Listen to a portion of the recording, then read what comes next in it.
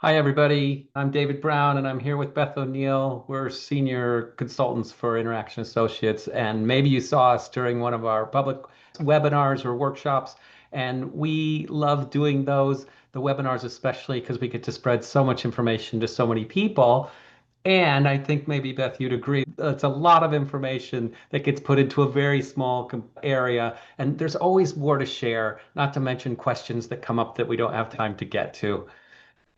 So in this format, we like to just take some of those additional questions and just give you, I don't know, maybe our little mini podcast or our own little format here of just some additional insights, advice, again, in response to questions that you all have brought to us. So we're proud to do it, and please hang in with us for 20 minutes or so and see if we get to your question. Our last webinar was a master facilitation class, and specifically about getting to a decision that we're not just spinning our wheels or in this loop that Beth so expertly illustrated to us, where we just keep talking about things and never get to conclusion. So we want to dive down some of the deeper practices in that decision-making format and give you some more specifics, some tools that you can use right away. And the first question that came across is a good one. It's broad, but I think it gives us a good launching point. And that's, what's a good framework for decision making? And so I thought about my Interaction Associates toolbox, and I realized that one of the first things I learned that I use so often in both professional facilitation and frankly, even in discussion just in my life, and that's the steps to agreement. And being very conscientious about understanding that making a proposal is the first step because we can't agree to nothing or to air or to something that's fluid. So making a specific proposal is the first thing. And then step two, checking for understanding. Does everyone who's involved understand what I'm proposing? Do you have clarifying questions? Is there anything about this that doesn't make sense? And looking specifically for agreement, allowing the space, the room to sit still for a little while, so to speak, and let people mull it over, give them the opportunity to breathe, and then move to checking for agreement. And the depth of that conversation or the depth of the checking sometimes is really just going around the room specifically and seeing a thumbs up, or if we're online, making certain that everyone puts a yes into the chat so that there's no question about whether or not people were involved in this process. And we have a step four, which is then we document that agreement so that there can be follow-up and accountability later. But even in the room, think for a moment in decision-making processes you've been in, what steps often get skipped and what are the consequences of that? If we don't have something solid on the table that's written out a proposal, sometimes people are just confused from the start. If we don't check for understanding, it gives folks that loophole of, oh, I didn't know I was responsible for that, or I didn't recognize the scope of what I was agreeing to. If we don't check for agreement, then we don't have that tool for accountability that we know everyone's on board with what it is that we put forth. Now, that's a good tool when we're striving for consensus, when we want everyone in the room to agree to a decision they can support, that they are behind whether or not it was their first choice or not. Consensus is tricky and not always the way we make decisions. Beth, there are other frameworks that give us even more empowerment to making certain that decision gets made at this time in this place. Tell us a little bit about that. Yeah, I think it's really important for the leader to be really clear how open they are to input or how open they are, how receptive they are. Are they set? Do they make the decision already? Because if so, don't involve people. I know that sounds no duh, right? No, it's, oh, of course, that makes no sense to involve people, but people do it. Leaders will say, oh, I've made the decision, but help them make it look like they came up with it. So I think the first kind of self-reflection for a leader is to be really clear from a framework perspective, from a meta perspective. Am I influenceable? If I'm not influenceable, do not involve people. If I am influenceable, how influenceable am I? And therefore, the other meta framework I would be thinking about is my involvement strategy, which is, am I going to just involve a handful of people? Am I going to involve a whole team? Am I going to go for consensus? That would be, I'd be really influenceable. I would be really open to almost any decision, or delegate. I'd really be letting go as a leader by if I was willing to delegate the decision. The framework, again, it's really important if a leader is going to delegate a decision that they have to be very clear what the constraints are. But because a lot of leaders don't do that, they just go, "Oh no, I'm open. I'm wildly open. Everything, anything will go. Anything will do. I'll take anything." And then the team comes back so excited about their decision, and the leader says, "What were you thinking? Why did you think I would go for that?" They thought that because you didn't tell them what the constraints are. So I think that's really critical. The framework I'm thinking about is my involvement strategy. Am I influenceable? And that would tell me where to take it next. And then communicating that in advance. So I would say to someone like David, "Hi, I'm going to make a decision about XYZ. I'm open to your input on that." Sometimes I might even right size it by saying, "Hey, I'm 85% going to go in this direction. I'm only a little bit influenceable. Tell me all the reasons why I shouldn't." So I really think that through before I open it up.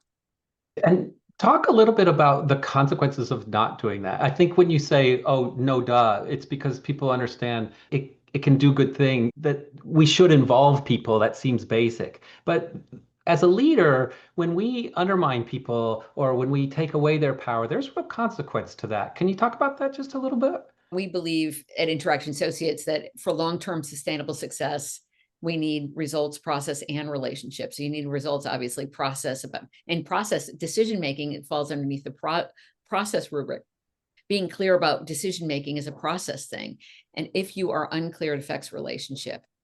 Because lack of process can really hurt relationship. People will not trust you if you're not transparent. There are some trust factors, things that you can do as a leader to engender trust in others. One of them is transparency, that you are open and honest about how decisions are going to be made. So that's your consequence. Your consequence is people won't trust you.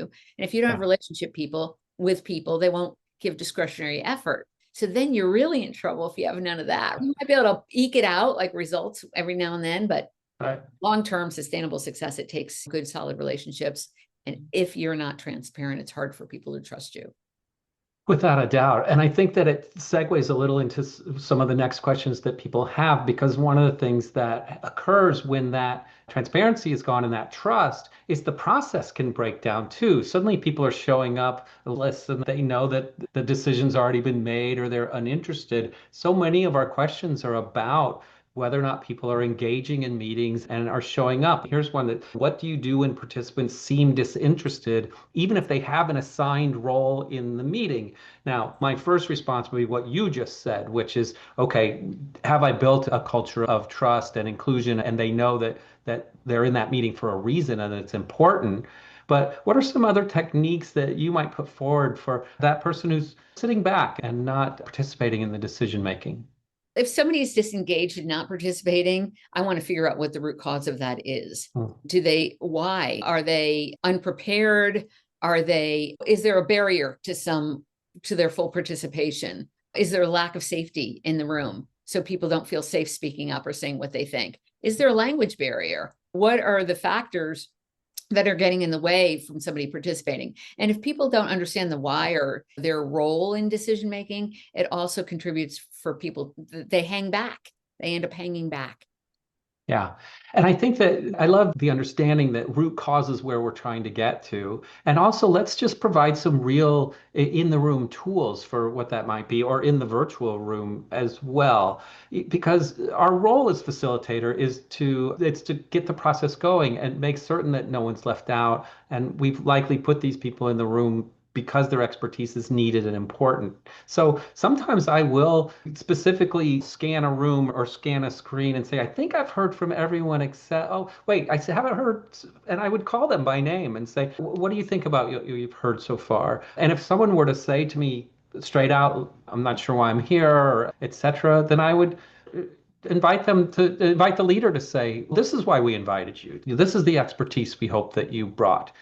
Give them a safe place to say, oh, I wasn't prepared, but I will be, or give me a minute to gather that up, or just something that lets them know, goes back to almost core values. You're here for a reason. We value you. We want you to be a part of this. As we discover the barrier, know that it's because it falls to one of our core values, which is the inclusion and the collaboration that we really want to have here. sometimes maybe it's even more specific than that, which is you have data I need. And so, great, invite them to share specifically what you need in order to get to that decision making place.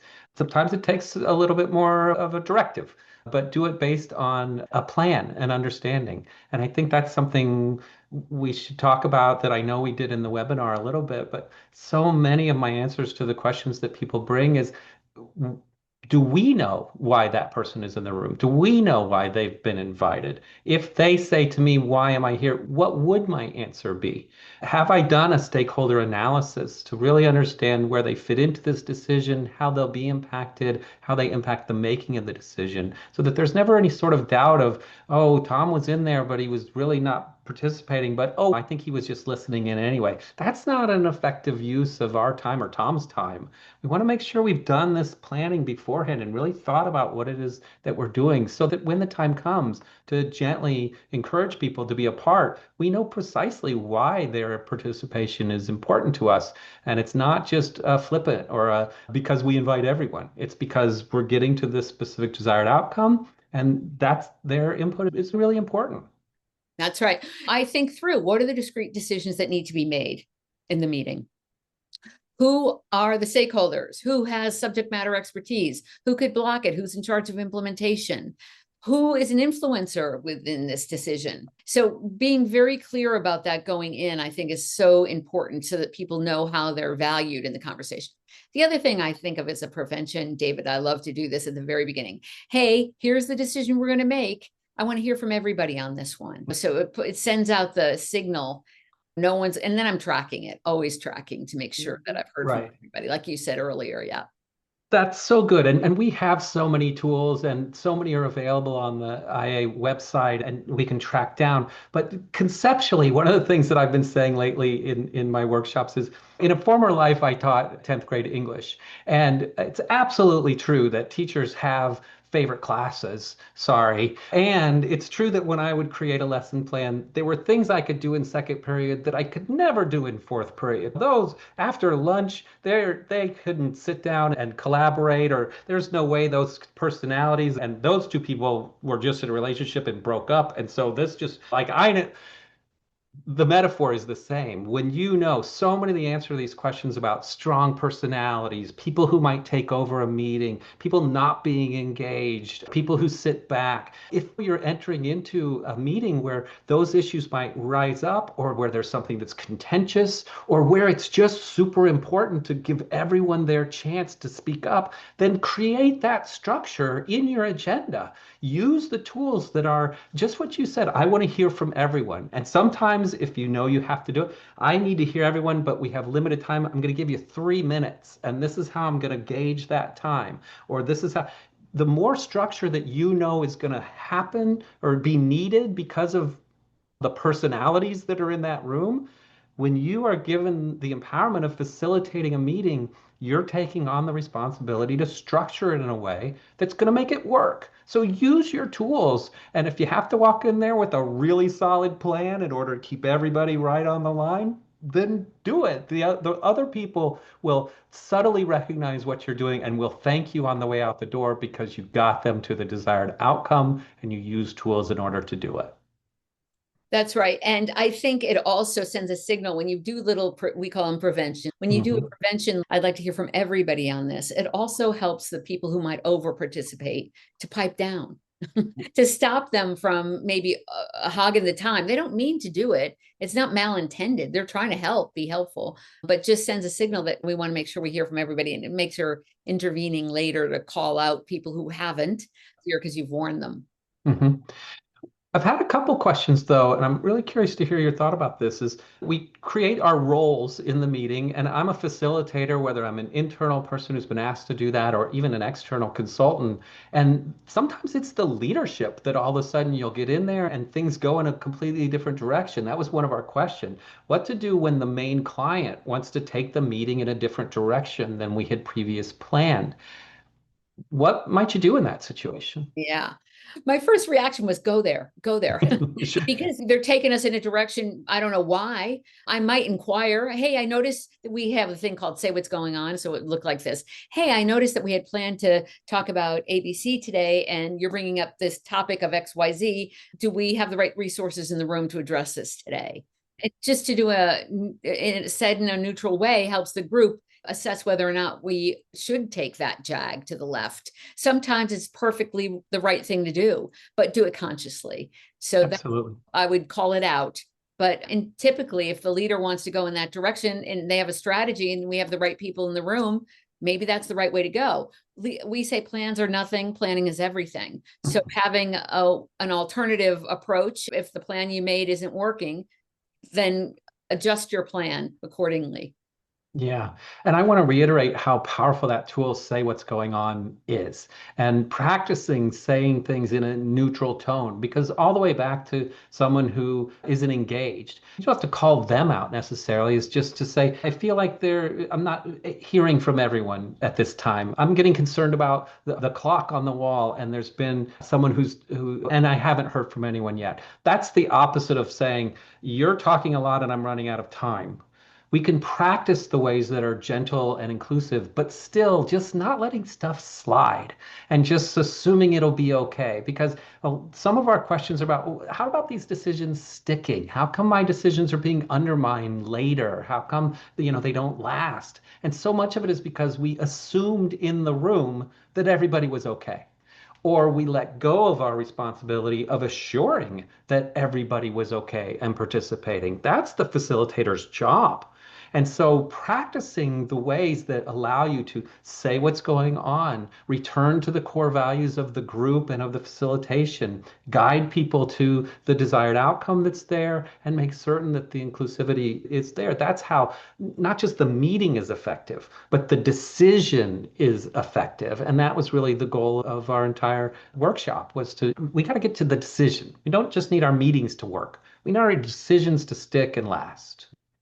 I just want to say one thing about that. I think the reason why decisions don't stick sometimes is because people don't use the steps that you just identified but also people don't know what to do when somebody disagrees. So Mm. they're afraid of it. So they avoid it. So they don't ask, does everybody agree? Because they're afraid the answer is going to be no. You have to have a strategy in place and it can't ruffle you. It can't mess you up.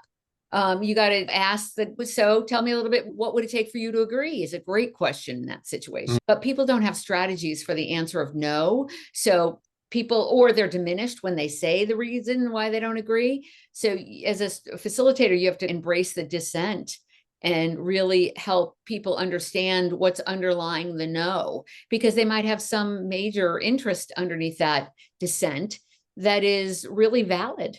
And it could be easily accommodated if they are allowed the air time to bring it up. So I think it's incumbent upon the facilitator to be able to bring out the disagreement too. That Right, I agree. That second part of it is, in addition to being ready when it comes, have you created an atmosphere for it to arrive? I think that decisions don't stick because, as you said earlier, people assume it's already done or they're too intimidated to speak up at the time. And this is why I so often advocate for an independent, a neutral facilitator to guide process, to create that space, to recognize, as you and I do, oh, someone wants to speak, to see the cues, to look through the inclusivity, and even sometimes, to your last point, take the brunt of the negativity. Tell me why. You don't have to blame anybody else. Explain to me why you can't agree to. Help me know why. Help me understand. It can just create a flow that just allows a room to work and happen. And so these are the tools we're inviting in facilitation. Leadership is a different core. Managing the process is the facilitator's job. totally agree, 100%. And the job of the participants in the meeting, which, as we said, have hopefully been brought on for the right causes, we know what their stake in it is, to participate in that. And sometimes those participants know stuff. They know how to facilitate. They know where we're trying to get. So maybe a last thing we can talk about here is a question that we received was, if I'm not facilitating the conversation, what tools and techniques can I use to move decisions forward? What's the additional role of a participant who's just bringing knowledge or just bringing their group's point of view to a meeting? I think it's incumbent upon everybody in the room to be really clear about what are those steps for building agreement. So I would, from we call it facilitating from your seat. So I would Mm. say, so it sounds like the proposal now is to spend $50,000 on a marketing strategy. Is it clear? Is that clear? So I would help the conversation along. And if there's somebody who, what classically happens is somebody comes up with, I think it should be 75, 65. So hang on. So it sounds like you don't agree with 50,000, but you want to propose 75,000. So the current proposal, so just punctuate the conversation with the current proposal. Otherwise, people get completely lost in what's happening. So just having that anchor of those steps for building agreement, that framework, I think is worth its weight in gold. And if you adhere to that as a meeting participant and help punctuate it and call it out, that's really going to help the group along. Yeah, I agree. Just knowing some of the phrases, one of the primary tools that we talk about when we talk about active or listening as an ally, active listening or listening as an ally, is scan for key words, scan for key moments. And what you just showed was an example of that. I think I hear the proposal changing. I think I heard some dissent. Just helping in a very positive or a constructive way everyone in the room to know and to stay focused on what's going on. I just think there's an interesting responsibility of sort of self-awareness. So many of the personality questions we get are about just quirks in personality, how much you talk or how much time you might be taking, or whether you're derailing things or bringing your own agenda. Some of the responsibility for all of us is to show up and allow the facilitator to use the tools, recognize what they are, and follow their lead and just accept that. I don't know if accepts the word. No, I would say empower the facilitator to do their work rather than to undermine or undercut or misdirect. And sometimes it's just a matter of reminding folks of what their role is and also buying into the role of facilitator because it's a position that when it's empowered really makes the difference. And so every participant can say, wait, hold on, let me turn back to David here. What should we do next? Or where are we in this process? Just throwing it back, re-empowering the person who's in charge of process so that everyone in the room recognizes that's their role. Agree completely.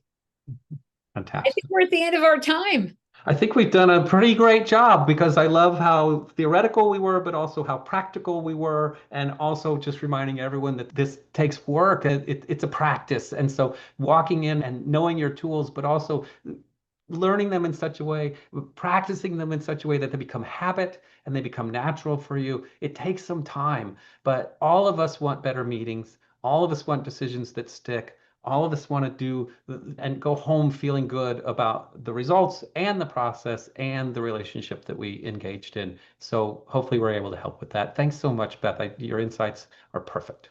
Thank you, David. A pleasure to be with you. You bet. Goodbye, everybody.